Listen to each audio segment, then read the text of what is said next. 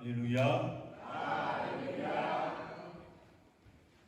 Alléluia. Alléluia. Que le nom de Dieu soit béni. Amen. Que le Dieu d'Abraham, d'Isaac et de Jacob, le Dieu de l'Église du Saint Céleste, bénisse en ce jour chacun de nous. Amen.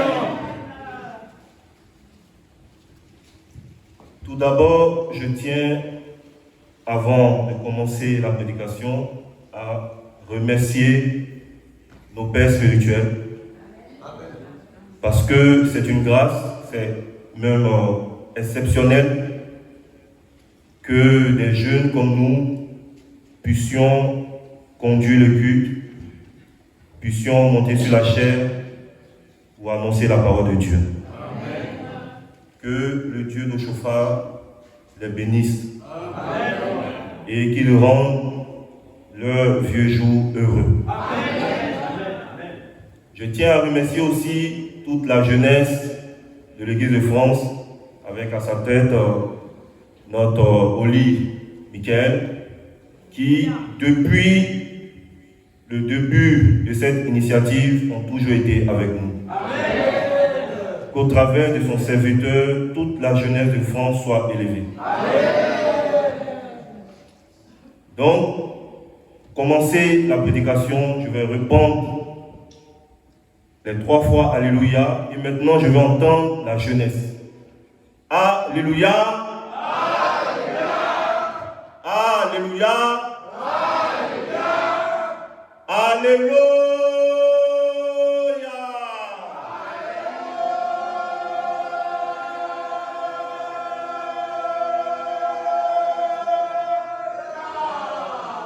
Que le nom de Dieu soit béni.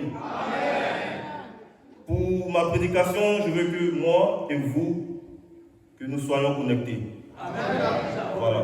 Je veux parler à des vivants, je veux parler à des fils du Dieu très haut, je veux parler à des princes, je veux parler à des enfants du Dieu de chauffard. Bien-aimé en Christ Jésus, je vais demander à quelqu'un de nous prendre le livre de 2 Timothée à son chapitre 3, à partir du verset 16.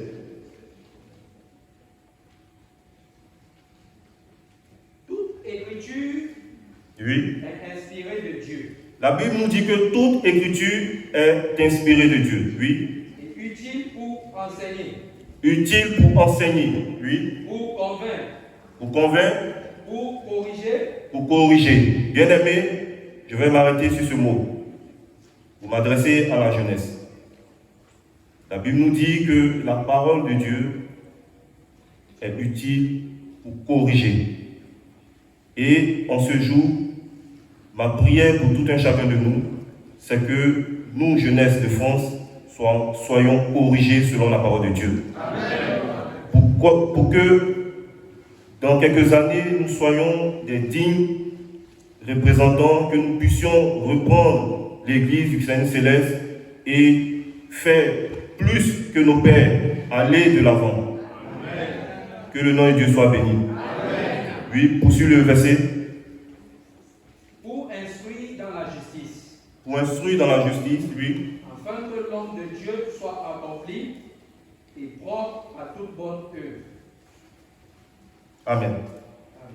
Donc, en ce jour, cette parole, c'est pour nous la jeunesse, qu'on soit équipés, pour qu'on soit enseignés, pour faire de nous demain des dévanciers dignes. Amen. Et lorsque j'étudiais ces 2 textes, je me suis vraiment repenti de beaucoup de choses, parce que la parole de Dieu, la parole de Dieu est fidèle. Amen. Et tout en ayant ce sentiment de repentance, j'étais aussi en joie. Parce que j'ai connu une autre facette du Dieu de chauffard. J'ai connu une autre facette du Dieu d'Israël. Et cela m'a rendu heureux. Amen. Heureux de savoir que je loue ce Dieu. Amen. Et cette facette du Dieu de chauffard que j'ai connu, c'est qu'il est un Dieu qui multiplie. Bien-aimé, notre Seigneur multiplie. Notre Dieu, c'est celui-là qui est capable de prendre le 1 et d'en faire un 10. Il est celui-là qui est capable de prendre un 10 et en faire un 100. L'apôtre Pierre pouvait demander à Jésus, Seigneur, nous avons tout abandonné, nous avons tout laissé, nos femmes, nos maisons, nos biens. Et tout cela, est-ce que, en te suivant, est-ce qu'on pourra retrouver ces biens-là? Je dis cette parole dans le livre de Matthieu, du verset 27 au verset 29. Et Christ lui a répondu que tous nos biens, en le suivant, nous aurons ces biens-là, mais nous aurons en centuple. Quelqu'un pour me prendre le verset 29, Matthieu 19, verset 29. Et quiconque aura quitté à cause de mon nom, Oui. ses frères ou ses sœurs, ou son père, ou sa mère, ou sa femme, ou ses enfants, ou ses terres, ou ses maisons, recevra le centuple et héritera la vie éternelle. Amen. Que le Dieu de Chauffard vous accorde le centuple de tout ce que vous faites dans la maison de Dieu. Amen. Qu'il multiplie pour vous tout le temps perdu. Qu'il multiplie pour vous toutes vos offrandes, tout ce que vous faites dans la maison de Dieu. Amen. Bien-aimés, pour rentrer dans le vif du sujet, nous allons repartir à la genèse de la dîme. Car le texte du jour parle de la dîme, mais pas que. Et pour comprendre, nous allons prendre le livre de Genèse. Genèse à son chapitre 14, du verset 18.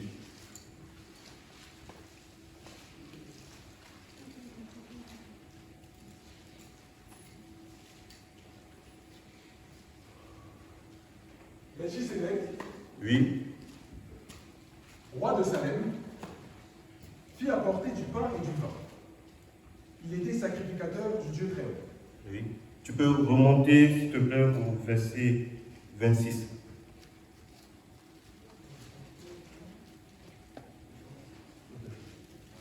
Non, pardon. 18, pardon. C'est ce que je viens de dire. Donc, monte 2 versets. Il ramena toutes les richesses. Oui, Il ramena aussi Lot, son frère, avec ses biens, ainsi que les femmes et le peuple. oui. Après qu'Abraham fut revenu vainqueur de Kédo-Laomer et des rois, sortit à sa rencontre dans la vallée de Chabé, qui est la vallée du roi. Oui. Melchisédek, roi de Salem, fit apporter du pain et du vin. Il était sacrificateur du Dieu très haut. Vas-y. Il bénit Abraham et dit, béni soit Abraham par le Dieu très haut, maître du ciel et de la terre. Amen. La Bible nous dit que Abraham est sorti vainqueur d'une bataille engagée avec plusieurs rois. Et à la suite de cela, il rencontra Melchisédek. Et Melchisédek le bénit. Et par la suite, Abraham lui donna la dîme de tout son butin. Bien-aimés, ce fut là la première fois dans la Bible qu'on nous parle de la dîme. Parce que Abraham, la Bible ne nous dit pas comment est-ce qu'il a connu la dîme, mais la Bible nous dit juste que ce jour-là, ayant été victorieux, Abraham donna la dîme à Melchisédek. Continue le texte. Béni soit le Dieu très haut qui a livré tes ennemis entre tes mains. Et Abraham lui donna la dîme de tout. Oui. Le roi de Sodome dit à Abraham, donne-moi les personnes et prends pour toi les richesses. Abraham répondit au roi de Sodome, je lève ma main vers l'Éternel, le Dieu très haut. maître du ciel et de la terre. Je ne prendrai rien de tout ce qui est à moi, pas même un fil, ni un cordon de soulier. Merci. Afin, Oui, afin que tu ne dises pas, j'ai enrichi Abraham, rien pour moi. bien-aimé, Abraham, dans ces versets, nous dit, où la Bible nous dit d'Abraham que la première des choses qu'il fit, c'était de donner la dîme à Dieu. Il revient vainqueur d'une bataille. Il a des butins. Mais la première des choses qu'Abraham fait, c'est de donner la dîme. Avant tout partage. Et pendant ce partage, Abraham renonce à tout. Parce que pour Abraham, ces biens ne lui appartenaient pas. Pour Abraham, la victoire qu'il a eue sur ces rois-là n'était pas de lui, mais de Dieu. Je veux que chacun de nous saisisse ce geste d'Abraham. Parce que, tout comme Abel, Abraham a compris un secret qui bénit. Ce secret-là, c'est de mettre en priorité Dieu. La Bible dit que Abel a donné comme offrande les premiers-nés de son troupeau. Bien-aimé, le butin ou la part des richesses en elle-même que Abraham donna à Melchisédek, ce butin-là n'est rien. Ce qui est important ici, c'est le fait que Abraham donna en premier la dîme à Melchisédek. Et par la suite, lui-même, il renonça à sa part. Que le Dieu d'Abraham nous instruise à faire sa volonté. Amen.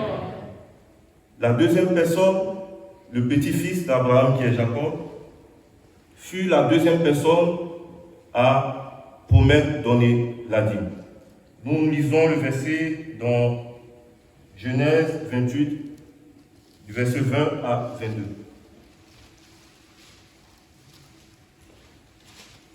Jacob fit un vœu Oui, en disant, si Dieu est avec moi et me garde pendant ce voyage que je fais, oui, s'il me donne du pain à manger et des habits pour me vêtir, et si je retourne en paix à la maison de mon père, alors l'Éternel sera mon Dieu. Cette pierre que j'ai dressée pour monument sera la maison de Dieu, et je te donnerai la dîme de tout ce que tu me donneras. voilà. Donc on voit ici Jacob, qui est le petit-fils d'Abraham, qui certainement, ayant appris de son grand-père le secret de la dîme, fait une promesse aussi à Dieu, en lui disant que si tu m'accordes ton assistance, si tu es avec moi, si je ne manque de rien, je te donnerai aussi la dîme. Et nous voyons que Abraham, lorsqu'il avait fait cette offrande à Melchisédek, par la suite, si nous prenons plus bas dans le livre de Genèse, par la suite, on voit que la Bible dit, après ces événements-là, Dieu est apparu à Abraham. Dieu est apparu à Abraham, et c'est à cet instant que Abraham demanda à Dieu, qu'est-ce que tu me donneras? Et c'est ainsi que Dieu fit la promesse aussi à Abraham de faire de sa descendance une descendance semblable aux étoiles du ciel. Bien-aimé, la dîme, ce qu'on doit comprendre, c'est que la dîme, c'est une alliance. La dîme est une offrande, mais une offrande particulière, parce que à chaque fois que nos pères ont fait les promesses à Dieu, ils ont donné la dîme.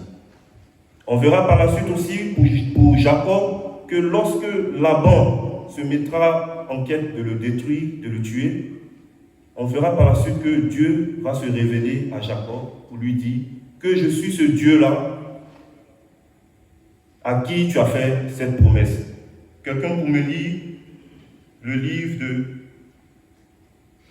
Genèse 31, 13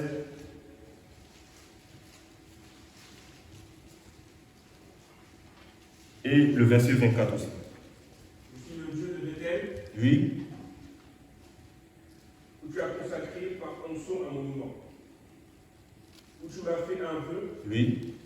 Maintenant, lève-toi, quitte ce pays et retourne au pays de ta naissance. Rachel et Léa lui répondirent. Merci. Je voulais juste qu'on lise cette partie pour comprendre au fait le secret de la dîme. Ou la perception de la dîme pour nos pères, Abraham et Jacob. Ici, dans ce verset, 20 ans plus tard, après sa promesse, le Dieu qu'il a invoqué n'a pas oublié. Bien-aimé, même si l'homme oublie, le Dieu qu'on adore n'oublie pas. Jamais. Jacob lui a certainement fait cette promesse. Et certainement, 20 ans après, lorsqu'il était persécuté, il a oublié. Mais la Bible dit que Dieu s'est révélé à lui.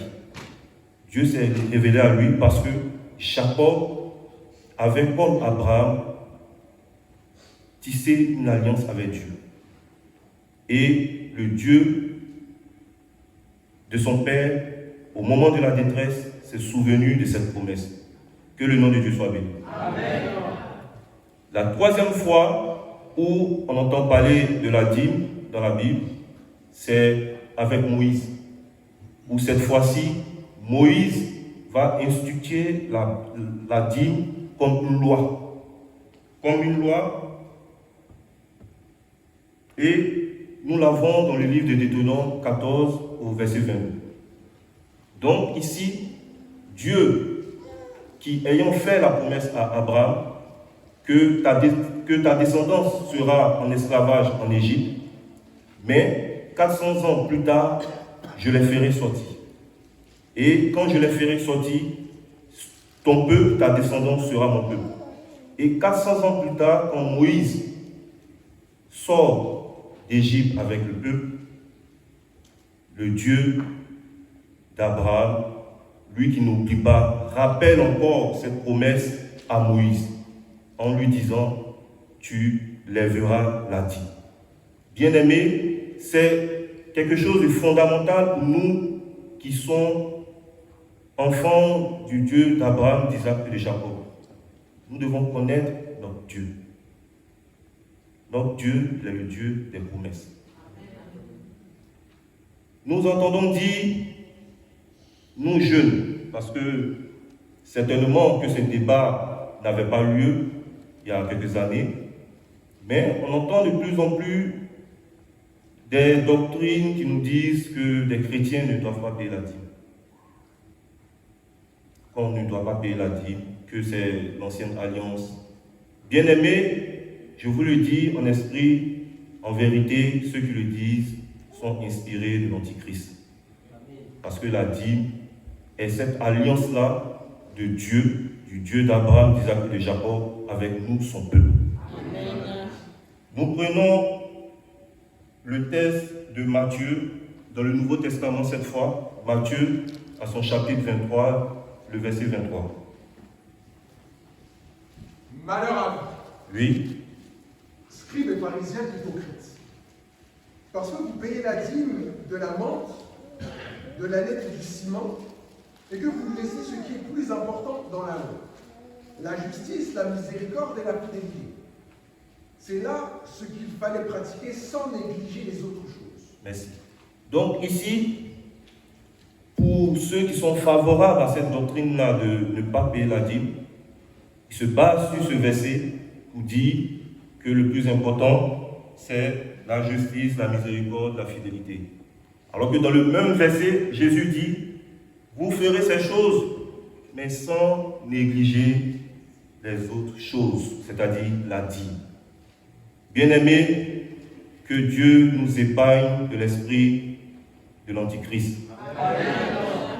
Car ne pas payer la dîme, comme on le sait tous dans le livre de Malachie, c'est fermer son ciel. C'est fermer sa bénédiction. Tu seras sauvé parce que Christ est mort pour toi. Mais ta bénédiction sera bloquée. C'est le livre de Malachie 3 qui le dit. Que Dieu nous éloigne de ses voies. Amen. Et qu'est-ce que la nouvelle alliance? Qu'est-ce que cette nouvelle alliance? Nous lisons le livre d'Hébreux à son chapitre 8, du verset 8 à 10. Quelqu'un nous lit ce verset.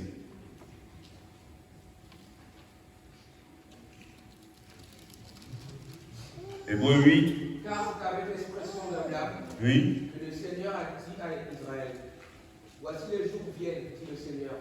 Oui. Je ferai avec la maison d'Israël et la maison de Juda une alliance nouvelle. Nous, comme l'alliance que je traitais avec leur père le jour où je les ai saisis par la main pour les faire sortir du pays d'Égypte. Oui. Car ils n'ont pas persévéré dans mon alliance, et moi aussi je ne me suis pas soucié d'eux, dit le Seigneur. Mais voici l'alliance que je ferai avec la maison d'Israël. Oui. Après ces jours-là, dit le Seigneur, je mettrai mes lois dans leur esprit, je les écrirai dans leur cœur, et je serai leur Dieu, et ils seront mon peuple. Amen. Donc ici, dans la parole, voici ce que l'Éternel nous dit. Qu'il mettra les lois. Reprends la dernière phrase, c'est très intéressant. Reprends bien cette phrase. Oui, vas-y. Mais voici Oui, l'alliance que je ferai avec la maison d'Israël. oui. Après ces jours-là, dit le Seigneur, je mettrai mes lois dans leur esprit. Dieu dit qu'il mettra ses lois dans nos esprits. Oui, vas-y. Je les écrirai dans leur cœur. Je les écrirai dans le cœur Et je serai leur Dieu. et il sera notre Dieu. Où est-ce que, là on lit le Nouveau Testament, où est-ce que Dieu nous demande de ne pas payer la dîme? Et c'est sur ces versets qui parlent de la nouvelle alliance qu'aujourd'hui, le diable veut nous éloigner de la grâce de Dieu. La nouvelle alliance n'est pas d'abolir la loi, comme Christ le dit, mais de graver ces lois dans nos cœurs. Et, inspirés par l'Esprit Saint, nous serons le peuple de Dieu. Amen. Donc, la dîme est spirituelle. La Bible est biblique. La dîme, je veux dire. La dîme est spirituelle. La dîme est biblique. Et la dîme est chrétienne. Loin de nous jeunes, qui sommes l'avenir de notre Église, loin de nous l'idée de ne pas payer nos dîmes. Car en le faisant, on désobéit à la voix de Dieu. Que Dieu nous épargne de cela. Amen.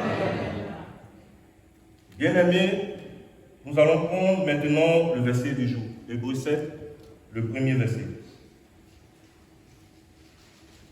En effet, Oui. ce Melchisédek, roi de Salem, Donc ici, l'apôtre Paul revient encore sur Melchisédek. Oui, vas-y. sacrificateur du Dieu très haut, Oui. qui alla au-devant d'Abraham lorsqu'il revenait de la bataille des rois, Oui. qui le bénit, et à qui Abraham donna la dîme de tout, qui est d'abord roi de justice, Oui. d'après la signification de son nom. Ensuite, roi de Salem, c'est-à-dire roi de paix. Amen.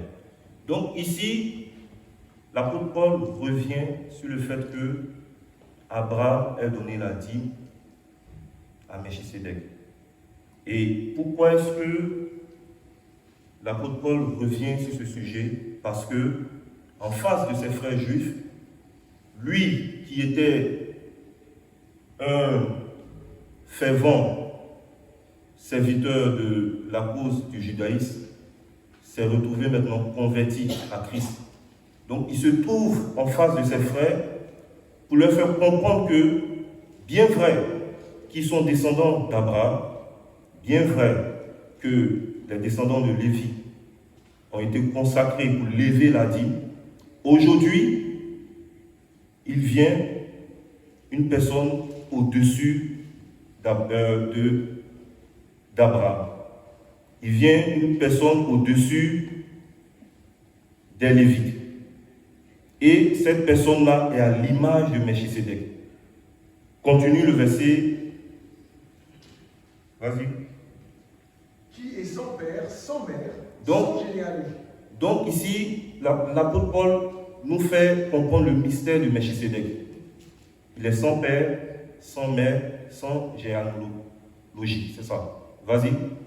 Qui n'a ni commencement de jour, ni fin de vie, Il n'a ni commencement, ni fin. Oui, mais qui est rendu semblable au Fils de Dieu. oui. Ce Melchisédek demeure sacrificateur à perpétuité. Donc la Bible dit, contrairement aux Lévites qui sont mortels, ce Melchisédek demeure éternel. Amen. Vas-y à partir du verset 17. Vas-y, pour aller plus vite. Car ce témoignage lui est rendu. Oui. Tu es sacrificateur pour toujours selon l'ordre de Melchisédek. Donc, l'apôtre Paul ici nous dit que Jésus est sacrificateur selon l'ordre de Melchisédek et non selon l'ordre des Lévites. Et les Juifs qui étaient en face étaient certainement scandalisés. Mais ce que l'apôtre Paul leur disait était une révélation. Était une révélation du fait que Christ, ayant donné sa vie pour nous, est ce sacrificateur qui fait un sacrifice perpétuel éternel.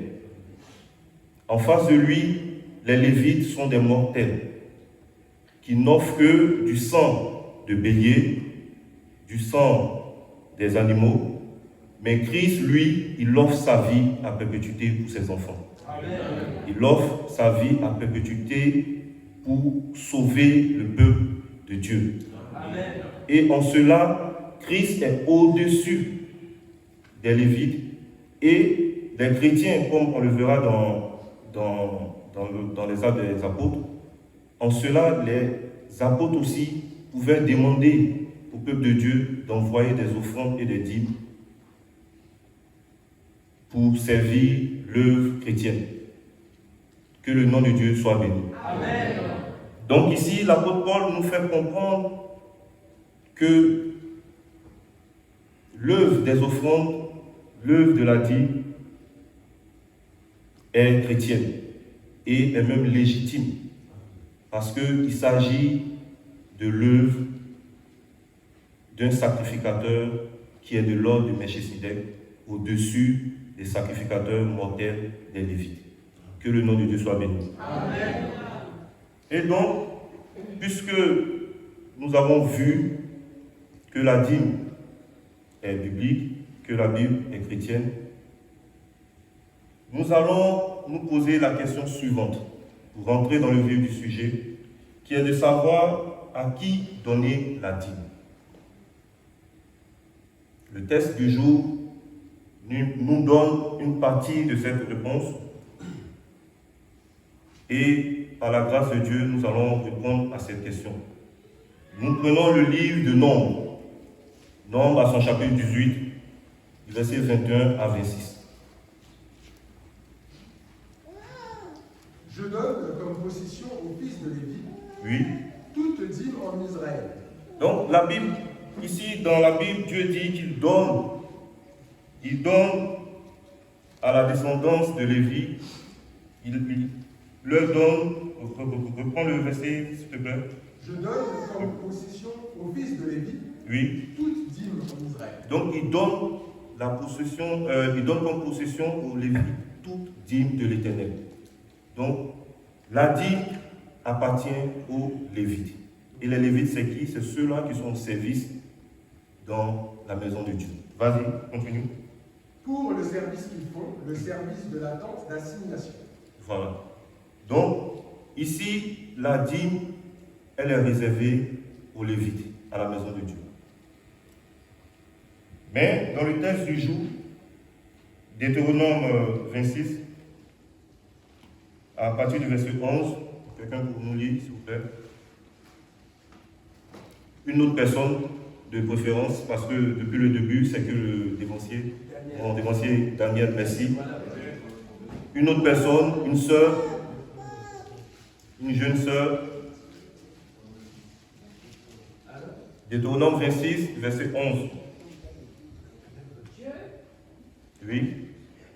Puis tu te réjouiras avec le Lévite et avec l'étranger qui sort au milieu de toi, Oui, pour tous les biens que l'Éternel ton Dieu t'a donnés à toi et à ta maison. oui, Lorsque tu auras achevé de lever toute la dîme de tes produits, la troisième année, l'année de la dîme, tu la donneras aux Lévites, Voilà. à l'étranger, à l'orphelin et à la veuve. merci. Donc ici, c'est une ordonnance de Dieu à Moïse qui dit que lorsque vous aurez levé la dîme, la première année, elle est consacrée aux Lévites. La deuxième année, elle est consacrée aux Lévites. Mais la troisième année, je permets à ce que cette offrande, pour que les veuves et les orphelins qui sont au milieu de vous soient aussi en joie, je permets à ce que cette offrande puisse aller vers les veuves, vers les orphelins, vers les étrangers. Que le nom de Dieu soit béni. Amen. Donc, comprenons bien que la dîme est faite pour la maison de Dieu. La dîme est faite pour ne pas que ceux qui sont au service de Dieu meurent de faim. Parce que, bien aimés, on est tous travailleurs. On a tous des activités. Et si par malheur, on a des problèmes, on a des difficultés, on a notre enfant qui est malade, la première des choses qu'on fait, c'est de courir, envoyer l'enfant dans la maison de Dieu pour une prière. Et si on arrive et que dans cette maison, il n'y a personne, parce que le sacrificateur qui était censé prier pour ton enfant est lui aussi allé chercher à manger. C'est légitime. Donc Dieu, ayant prévu ça, demande à ce que la dîme ne manque pas dans la maison de Dieu. Amen. Je veux que tu dises à ton voisin que la dîme ne manque pas dans la maison de Dieu. Dis-lui bien ça. Alléluia. Alléluia. Alléluia. Là, on rentre dans des choses sérieuses parce que c'est là que le bas blesse. Comme on le dit. Comment est-ce qu'on donne la dîme? Continue le verset du jour. Détournons 26.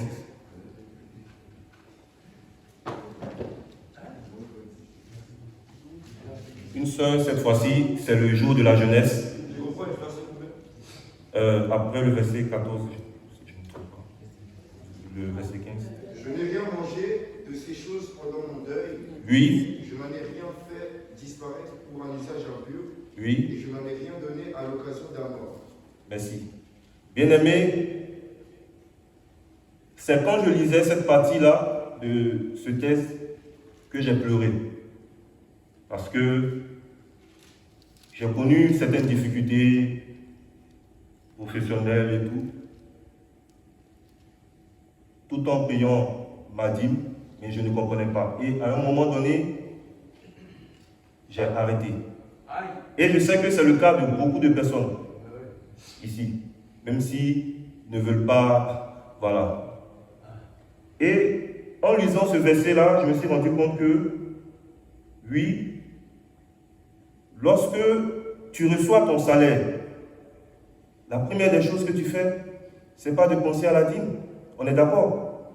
C'est de penser au loyer. C'est de penser à la maman. C'est de penser aux parents au village qui t'appellent pour te dire qu'il y a encore eu un décès. Bien-aimé, comment est-ce que tu donnes ta dîme? Comme je le disais plus haut, le plus important dans la dîme, c'est de donner la priorité à Dieu.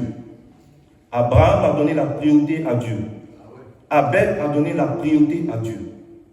Dès que tu as ton salaire, la première des choses, c'est d'enlever la part de Dieu. Amen. Ce n'est pas le montant qui compte. C'est cette alliance-là avec ton Dieu. Est-ce que je parle à quelqu'un? Ce n'est pas le montant. Mais Dieu, il veut qu'il soit en fait la première pensée qui te vient à l'esprit lorsque tu es béni. La Bible dit que Abraham a été victorieux. Il a eu le butin de plusieurs rois. Mais la première chose, auquel il a pensé, c'est de donner la dîme à Melchisedec. Bien-aimé, est-ce que ça ne te parle pas? Est-ce que quelque part, dans ta vie de tous les jours, tu n'as pas failli à ça?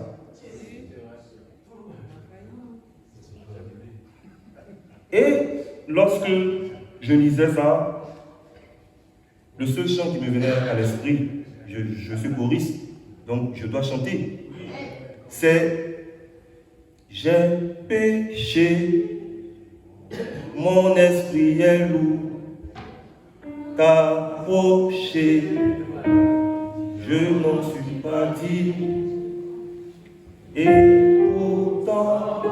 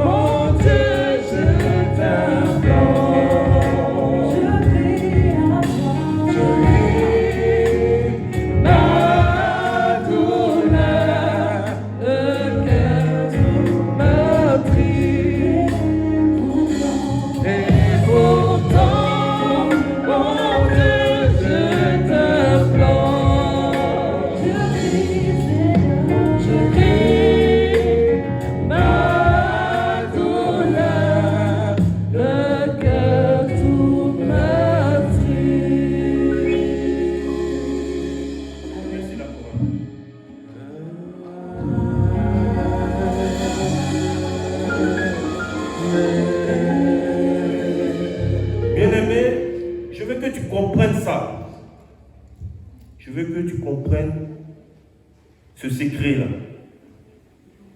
Parce qu'on est enfant de Dieu et on se plaint, on n'est pas béni.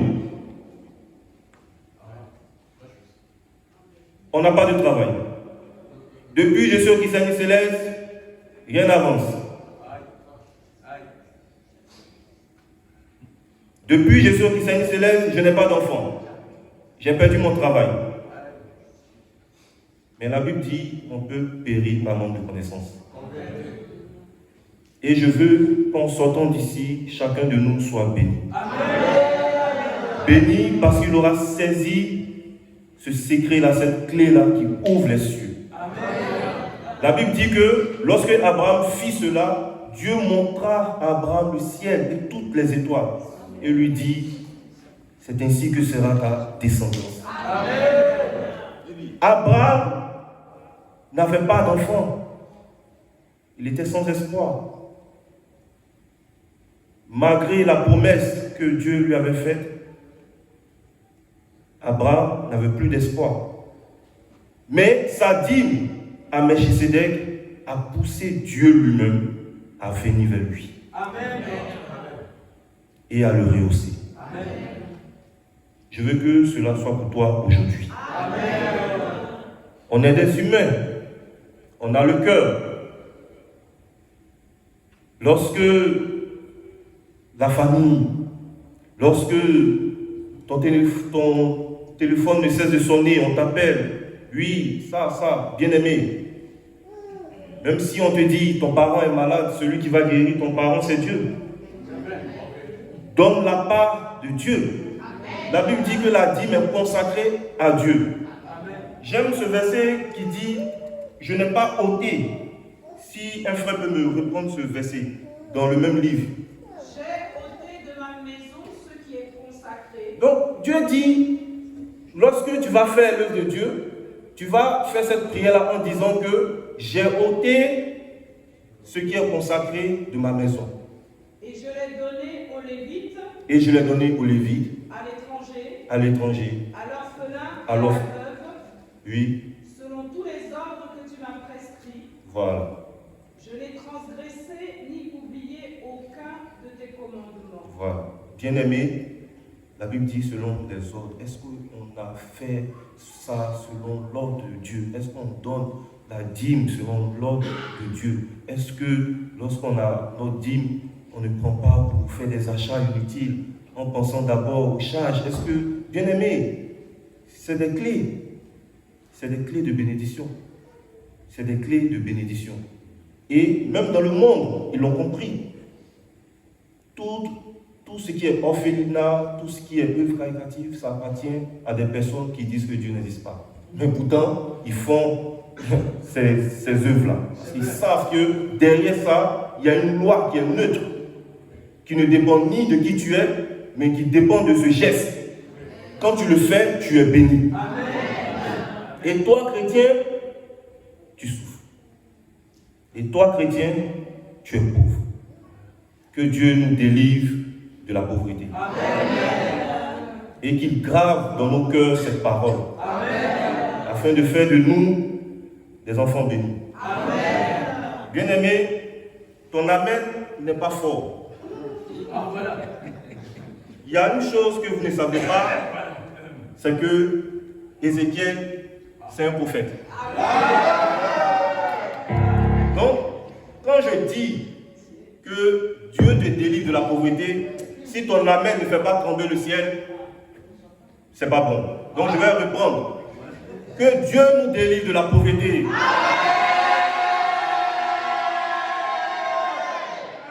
Voilà. Là, je sais que je parle à des vivants. Que Dieu nous délivre de la malédiction.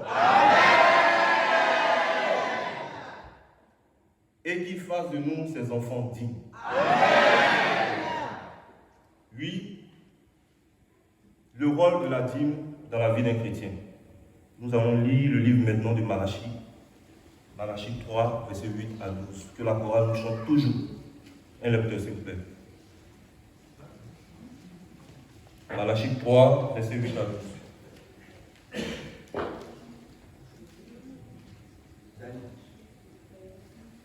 Une sœur de préférence.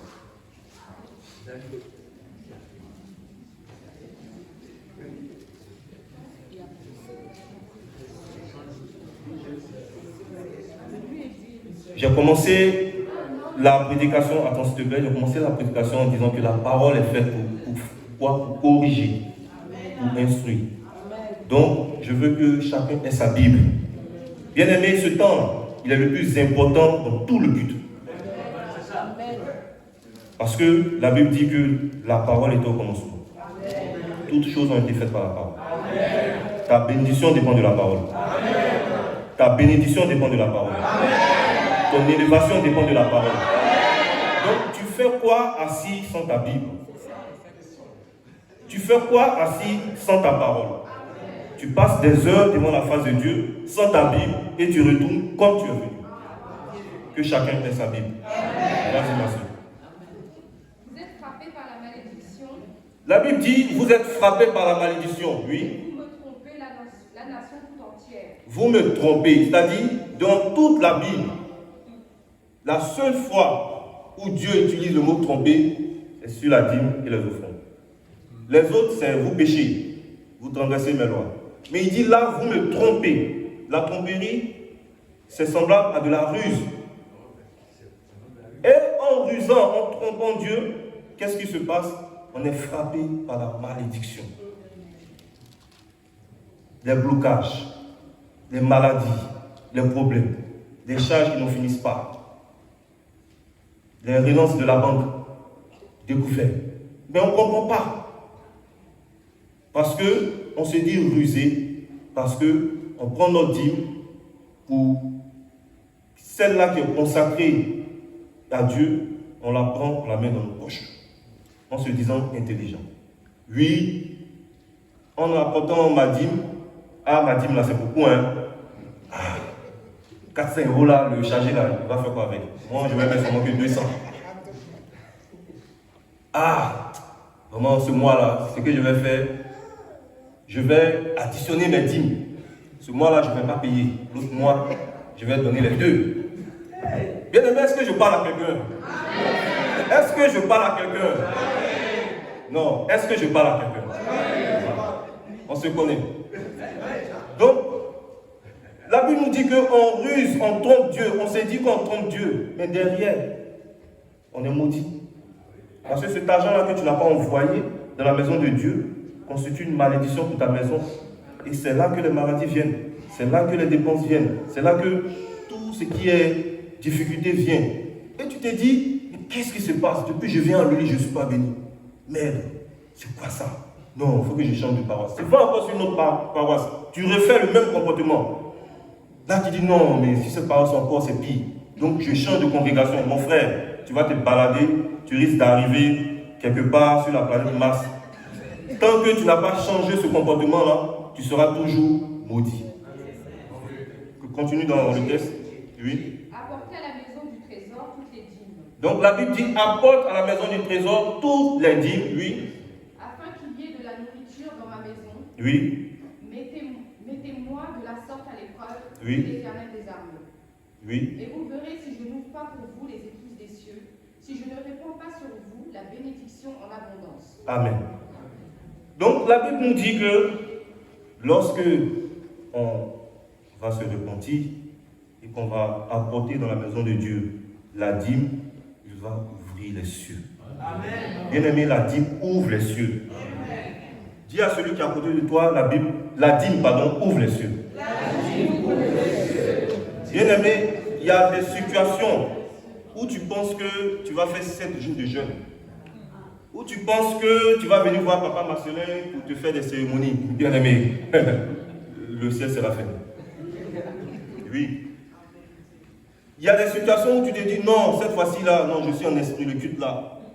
Non, j'ai vu Dieu. Ah. Mon frère, fais attention. Parce que c'est pas Dieu que tu as vu. C'est pas Dieu que tu as vu. Tu es dans une situation très très compliquée, mais sans te rendre compte. Bien aimé, la Bible dit l'ouverture des cieux dans toute la Bible dépend de la dîme. Christ nous a sauvés. Christ nous a déjà sauvés. On est tous sauvés au nom de Jésus. Votre amen est faible. Je dis pas là. On est tous sauvés au nom de Jésus. Mais la bénédiction, l'ouverture du ciel, la grâce de Dieu dépend des offrandes et des dîmes.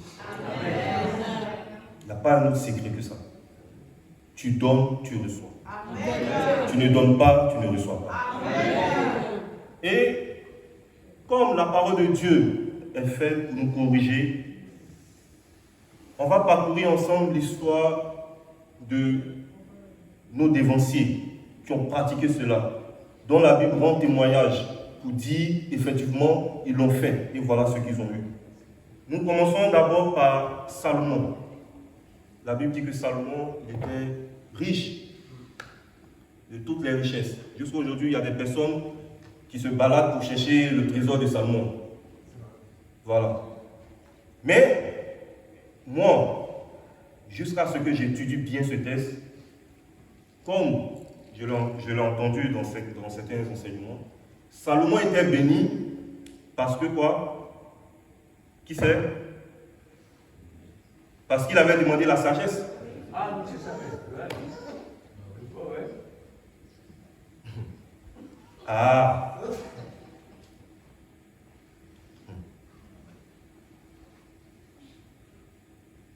Bien aimé, lisons le livre de 1 roi à son chapitre 3 pour comprendre. Dit à partir du premier verset. Salomon Oui. s'allia par mariage avec Pharaon. Non, va au verset 5. À Gabaon, l'Éternel apparut en songe à Salomon Non, pendant ok. la nuit. Merci. Remonte un peu plus haut, s'il te plaît. Là où. Ouais. Ok. Salomon aimait l'Éternel La Bible dit que Salomon aimait l'Éternel. Oui. et suivait les coutumes de David. Oui. Son père. Oui. Qui est descendant d'Abraham, d'Isaac et de Jacob. Oui. Seulement, c'était sur les hauts lieux qu'il offrait des sacrifices et des parfums. Oui. Mon frère, est-ce que tu as compris quelque chose? La Bible dit que Salomon, il offrait les sacrifices où? Dans les hauts lieux. La position où tu mets Dieu, c'est là que tu trouveras Dieu. Si tu mets Dieu en bas, il te met en bas. Donc, la bénédiction de Salomon, c'est pas lui, j'ai demandé la sagesse. Ne pense pas que Dieu va venir vers toi, il va te demander qu'est-ce que tu veux. Tu vas dire, bon, comme je veux être riche, je vais faire comme Salomon, je vais demander la sagesse. Ça ne marche pas. La Bible dit que Salomon aimait Dieu.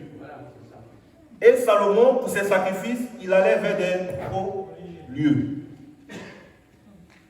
Pour que tout le peuple d'Israël voit que lui, Salomon, est en train d'adorer Dieu. Il élève Dieu. Il met Dieu en haut.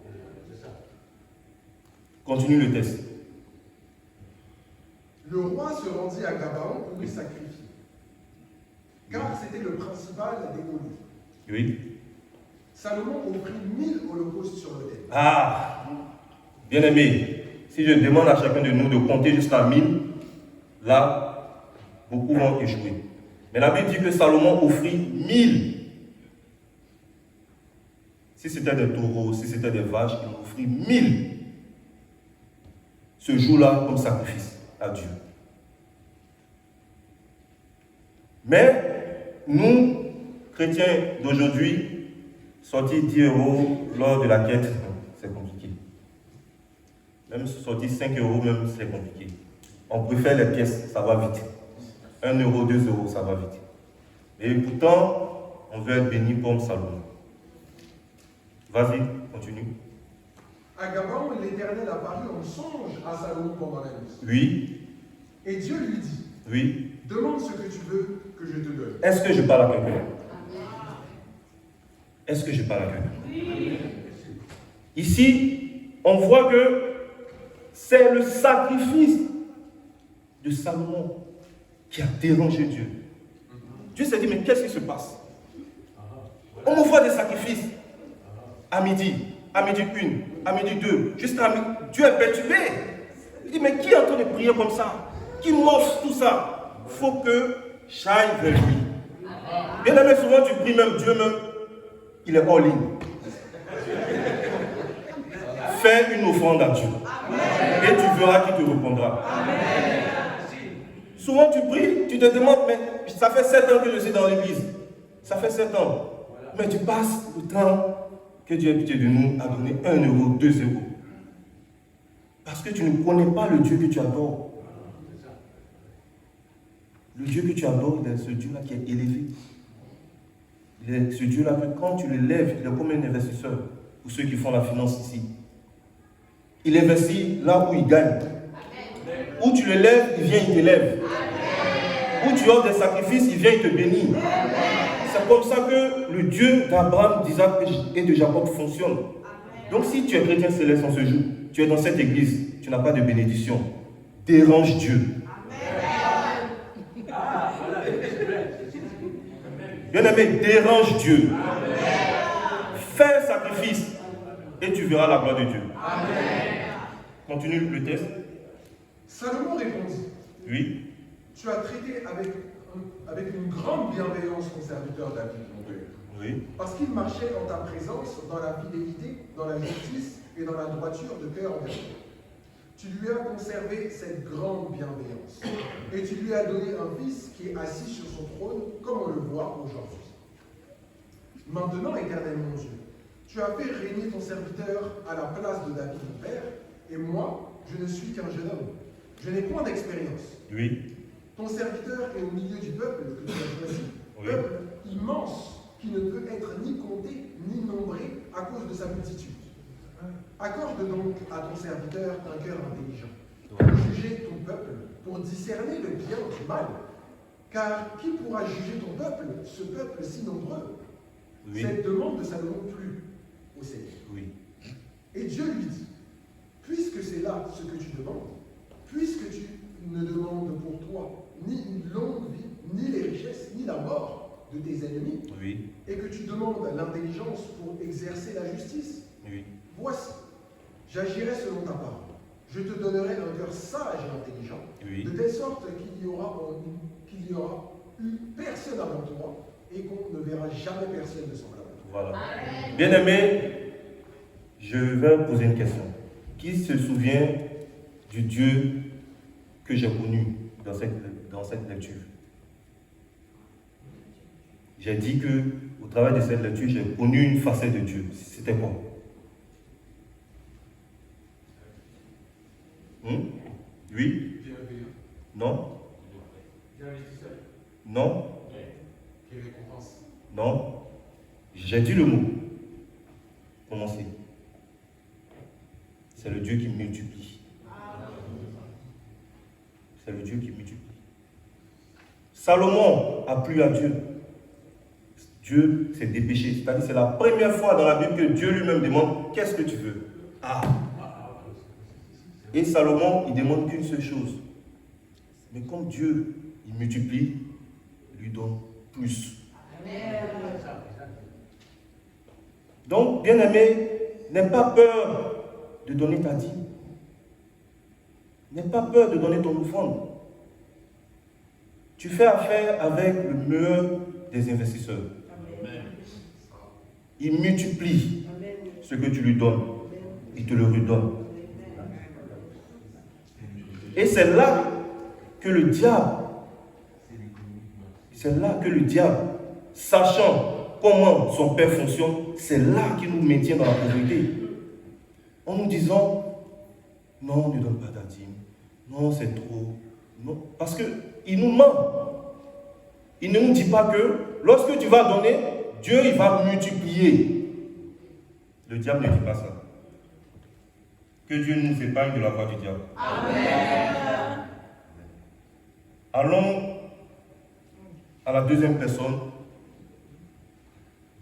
qui est Noé. Lisons la Genèse 8.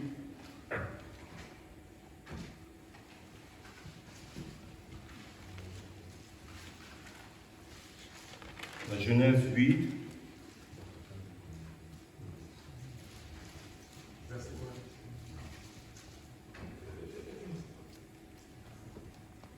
Genèse 8, verset 15, dit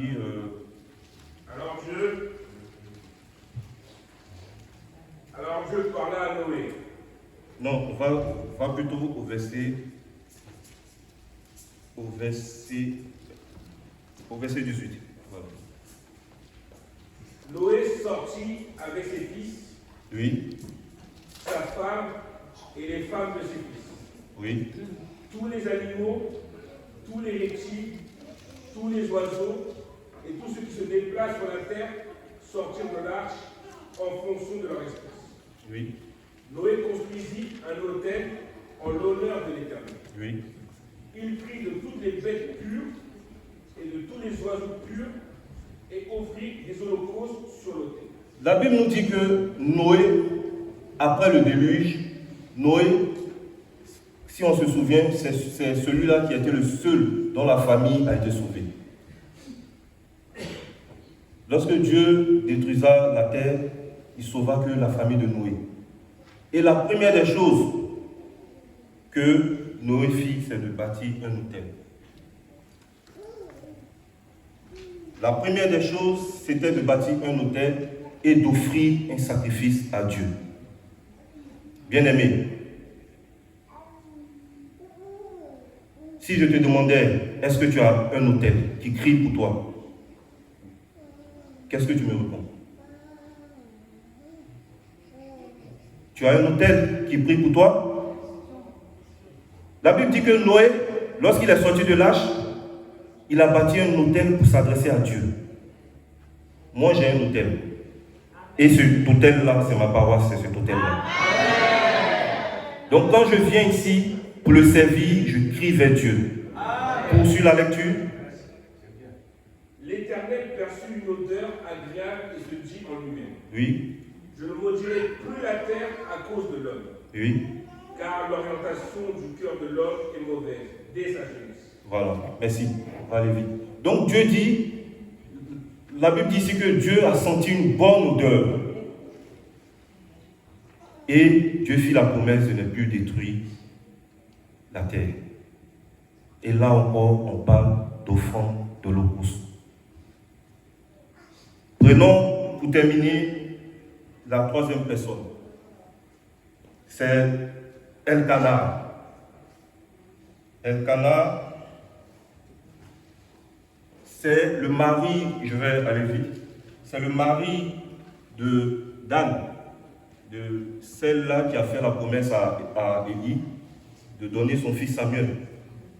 Mais, quand on remonte l'histoire de Anne, la Bible nous dit que Elkanah faisait chaque année des offrandes pour chaque membre de sa famille, pour sa femme Anne et pour l'autre femme, pour ses enfants.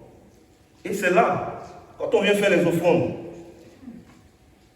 est-ce qu'on fait aussi les offrandes pour les membres de nos familles? Et là, j'ai compris que, comme la Bible dit, on ne sait pas demander. Bien-aimé, prends ton offrande, prends ta dîme de ce mois, dis, cette fois-ci, je la donne à mon enfant qui a des difficultés à l'école. Et tu pries là-dessus.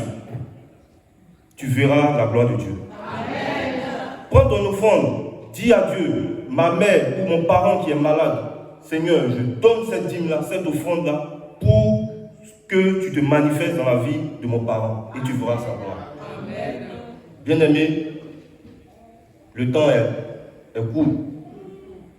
Mais j'espère qu'avec moi, vous vous êtes repentis de nos mauvaises voies. Amen. Et ce texte qui vient en début d'année nous fait comprendre que si on obéit à la voix de Dieu, si on revient sur nos pas, comme le dit Malachie, cette année, le ciel s'ouvrira. Le ciel s'ouvrira à l'Uli. Le ciel s'ouvrira dans la vie de chacun de nous. Le ciel s'ouvrira dans nos familles. Et les bénédictions seront pour nous. Au nom de Jésus. Amen.